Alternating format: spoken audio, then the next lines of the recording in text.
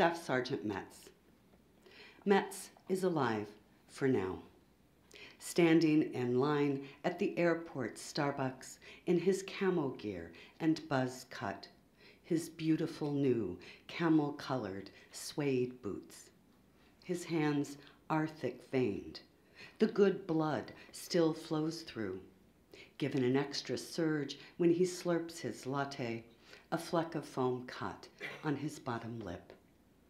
I can see into the canal in his right ear, a narrow darkness spiraling deep inside his head, toward the place of dreaming and fractions, ponds of quiet thought. In the 60s, my brother left for Vietnam, a war no one understood, and I hated him for it. When my boyfriend was drafted, I made a vow to write a letter every day, and then broke it. I was a girl torn between love and the idea of love. I burned their letters in the metal trash bin behind the broken fence. It was the summer of love, and I wore nothing under my cotton vest, my Mexican skirt. I see Metz later, outside baggage claim, hunched over a cigarette, mumbling into his cell phone. He's more real to me now than my brother was to me then, his big eyes darting from car to car as they pass. I watch him breathe into his hands. I don't believe in anything anymore.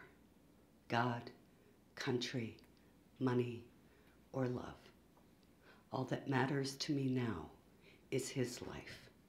The body so perfectly made, mysterious in its workings, its oiled and moving parts. The whole of him standing up and raising one arm to hail a bus, his legs pulling him forward, all muscle and sinew and living gristle, the countless bones of his foot trapped in his boot, stepping off the red curb. Jimmy and Tony can't keep Dino, their Cocker Spaniel. Tony's too sick. The daily walks, more pressure than pleasure, one more obligation that can't be met. And though we already have a dog, Wally wants to adopt, wants something small and golden to sleep next to him and lick his face. He's paralyzed now from the waist down, whatever's ruining him moving upward, and we don't know how much longer he'll be able to pet a dog. How many men want another attachment just as they're leaving the world? Wally sits up nights and says, I'd like some lizards, a talking bird, some fish, a little rat. So after I drive to Jimmy and Tony's in the village, and they meet me at the door and say, we can't go through with it. We can't give up our dog. I drive to the shelter just to look, and there is Bo, bounding and practically boundless, one brass concatenation of tongue and tail, unmediated energy, too big, wild, perfect.